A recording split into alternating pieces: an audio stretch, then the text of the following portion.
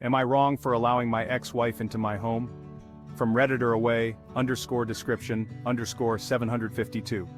Early yesterday evening my ex-wife came to pick up our son from my home. At the time my wife and I had a few visitors over for dinner.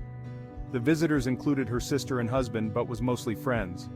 Usually my ex phones our son when she's downstairs, we live in an apartment building, and he goes down to meet her. Yesterday she called our son as usual but asked him to ask me if she could come up because one of her younger kids needed to use the bathroom. I obviously said yes. She came up with her 3 younger kids. She didn't know we had company so apologized for interrupting before taking the kids to the bathroom. On her way out a couple of the guests stopped her for a quick chat, friends I've had since she and I were married, but it was only a few minutes. My son gave his little siblings some of the snacks that were out for guests. After they left my wife's sister was quick to call my ex Rudy for barging in. One of my friends replied to her saying something about small kids' bladders and nothing more was said about it.